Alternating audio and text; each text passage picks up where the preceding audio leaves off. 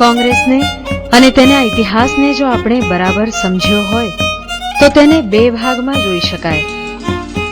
એક તો સ્વતંત્રતા પૂર્વેનો યુગ કે જ્યારે આ પક્ષ સ્વતંત્રતાની ચળવળમાં મોખરે હતો અને સમગ્ર ભારતની પ્રજાની હૈયાની ધડકન બની ચૂક્યો હતો. સ્વતંત્રતા પછીના યુગમાં ભારતીય રાષ્ટ્રીય કોંગ્રેસે ભારતના રાજકારણમાં અત્યંત મહત્વનું સ્થાન જાળવી રાખ્યું છે અને 1947માં ભારતની સ્વતંત્રતા પછીના 52 માંથી 50 વર્ષ સુધી તેણે દેશ ઉપર શાસન કર્યું છે. જવાહરલાલ નહેરુના પ્રમુખ પદે 1929માં લાહોર ખાતે મળેલી કોંગ્રેસની બેઠક અત્યંત મહત્વની બની. આ બેઠકમાં ભારતીય રાષ્ટ્રીય કોંગ્રેસે તેના લક્ષ્ય તરીકે પૂર્ણ સ્વરાજની ઘોષણા કરી અને 26મી જાન્યુઆરી 1930ના દિવસને પૂર્ણ સ્વરાજ દિવસ ઘોષિત કરવામાં આવ્યો. હકીકતમાં આ દિવસની સ્મૃતિ રૂપે જ 26 નવેમ્બર 1949માં ભારતીય બંધારણ ઘડાઈ ગયું હોવા છતાં 26મી જાન્યુઆરી 1950ના દિવસે બંધારણને વિધિવત રીતે અપનાવવામાં 1947માં દેશ આઝાદ થયો. આઝાદી પછી પણ ભારતીય રાષ્ટ્રીય કોંગ્રેસ દેશમાં અત્યંત મહત્વનું રાજકીય સંગઠન બની રહ્યું. સ્વતંત્રતા પછીની વિષમ પરિસ્થિતિમાં કોંગ્રેસની સ્થિર અને દૂરંદેશી નેતાગીરીએ દેશને ભાવિ પ્રગતિના પંથે આગળ વધાર્યો. કોંગ્રેસ તેના મૂળભૂત વચનોને અડગપણે વળગી રહ્યું અને અસ્પૃશ્યતા નાબૂદી તેમજ જ્ઞાતિ જાતિ આધારિત ભેદભાવ દૂર કર્યા. પ્રાથમિક શિક્ષણનો અધિકાર માંગતું બંધારણ સ્થાપ્યું. કોંગ્રેસે જમીનદાર પદ્ધતિને ગેરકાયદેસર ઠેરવી, લઘુત્તમ વેતન નક્કી કર્યું તેમજ હડતાલના અને કામદાર સંગઠનની રચનાના અધિકાર આપ્યા. 1948માં મહાત્મા ગાંધીની હત્યા થઈ.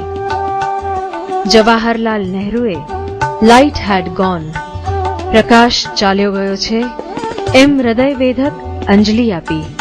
સ્વતંત્રતા બાદ ભારતને એક અને અખંડિત બનાવવાનું ભગીરથ કાર્ય કરનાર લોખંડી પુરુષ સરદાર પટેલના સહકાર થકી નહેરુજીએ ભારતને પ્રગતિના પંથે આગળ ધપાવ્યું.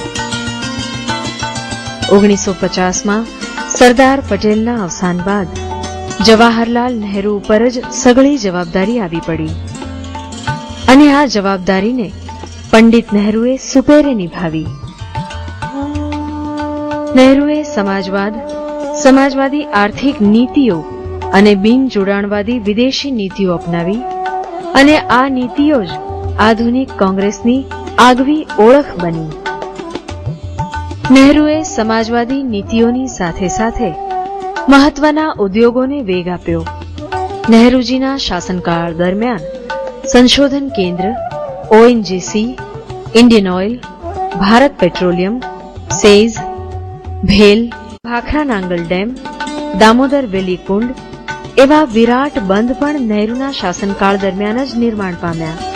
નહેરુજીએ મોટા ઉદ્યોગગૃહોને અને શૈક્ષણિક સંસ્થાઓને આધુનિક ભારતના મંદિરો બનાવ્યા. આમ નહેરુએ આધુનિક ભારતના ઘડતરનો મજબૂત પાયો નાખ્યો અને આંતરમાળખાકીય ક્ષેત્રે જબરજસ્ત પ્રારંભિક કામગીરી આદરી. 1964માં નહેરુના અવસાન પછી કોંગ્રેસની નેતાગીરીમાં સર્જાયેલા અવકાશને સરળ, મૃદુભાષી અને ડાઉન ટુ અર્થ એવા લાલ બહાદુર શાસ્ત્રીએ પૂરો કર્યો. જય જવાન, જય કિસાન જેવા જબરજસ્ત નારા સાથે લાલ બહાદુર શાસ્ત્રીએ ટૂંકા સમયગાળામાં પણ તેમનું ખમીર અને કૌવત દર્શાવ્યા. તેમણે ખેતી ક્ષેત્રે પણ ઘણા સુધારાની પહેલ કરી. 1966માં લાલ બહાદુરના અવસાન બાદ કોંગ્રેસની બાગડોર જવાહરલાલ નહેરુની પ્રિયદર્શિની, મજબૂત મનોબળના લોખંડી મહિલા એવા ઇન્દિરા ગાંધીના હાથમાં આવી. ભારતના પ્રથમ મહિલા વડાપ્રધાન બનવા સાથે સાથે ઇન્દિરાજીએ લાંબા સમય સુધી ભારતને સબળ અને સક્ષમ નેતૃત્વ પૂરું પાડ્યું. નહેરુની સમાજવાદી નીતિઓને આગળ વધારવાની સાથે ઇન્દિરાજીએ રાજાઓના સાલિયાણા નાબૂદ કરવા જેવા તથા બેંકોના રાષ્ટ્રીયકરણ જેવા અત્યંત હિંમતપૂર્વકના પગલાં લીધા. જાહેર ક્ષેત્રને પ્રાધાન્ય આપવા સાથે સરદાર સરોવર જેવી વિરાટકાય અને મહત્વાકાંક્ષી યોજનાનો પાયો નાખ્યો. પોખરણ અને ભારતનું સૌ પ્રથમ અણુ પરીક્ષણ હાથ ધરીને ઇન્દિરાજીએ તેમની લોખંડી તાકાતનું પ્રદર્શન કરાવ્યું. ડેરી ઉદ્યોગ ક્ષેત્રે શ્વેત ક્રાંતિ અને કૃષિ ક્ષેત્રે હરિયાળી ક્રાંતિ પણ ઇન્દિરાજીના શાસનકાળ દરમિયાન જ સાકાર થઈ હતી. 1971ના યુદ્ધમાં પાકિસ્તાનને હરાવી બાંગ્લાદેશને આઝાદી અપાવીને ઇન્દિરાજીએ તેમની હિંમત અને તાકાતનો પરચો આપ્યો.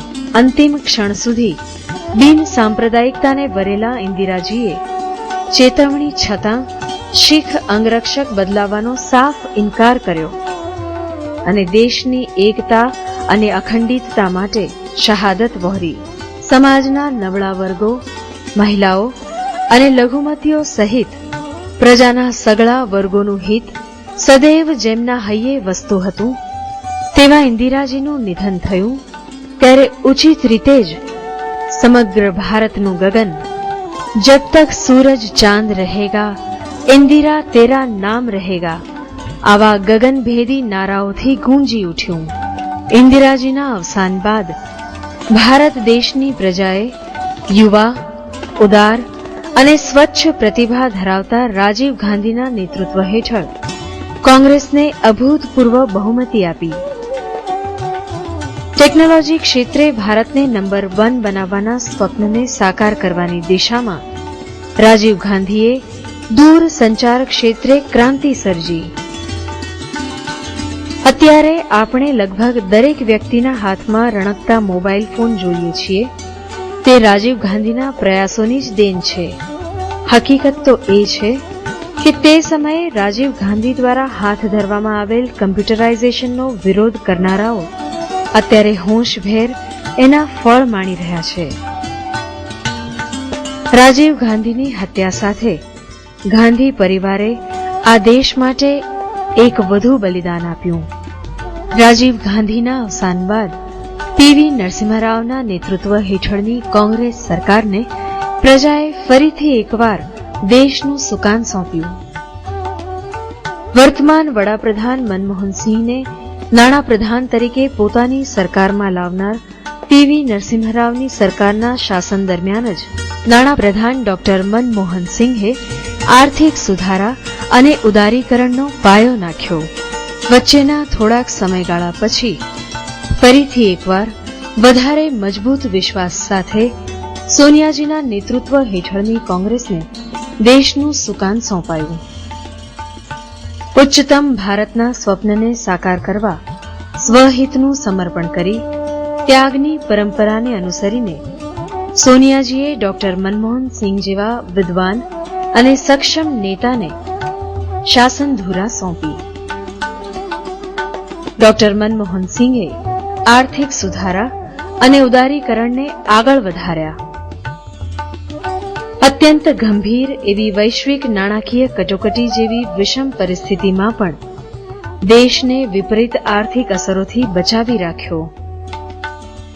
સત્તાની પરવા કર્યા વગર અમેરિકા સાથે ઐતિહાસિક એવી નાગરિક પરમાણુ સમજૂતી કરી. માહિતી અધિકાર જેવો કાયદો કરીને સાચા અર્થમાં શાસનમાં પારદર્શિતા લાવવાની તેમણે પહેલ કરી.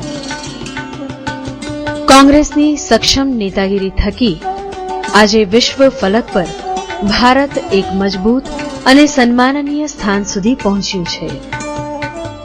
દૂરંદેશી નેતૃત્વ, પરિણામલક્ષી કામગીરી, નીડર નેતાઓ અને સબળ સુકાનીની કોંગ્રેસની પરંપરાનો સમગ્ર દેશ સાક્ષી રહ્યો છે અને દેશના શ્રેષ્ઠતમ ભવિષ્ય તરફ મીટ માંડીને બેઠો છે. આવતીકાલના સૂર્યના આગમનના સંકેત રૂપે પૂર્વાકાશ રંગાઈ ગયું છે. નવી આશા, નવી દિશા અને નવી ઉર્જાથી સભર આવતીકાલ આપણી હશે, ભારતની હશે. આવો સુવર્ણ સૂર્યોદયને સત્કારવા આપણે સૌ હાથ મિલાવીએ.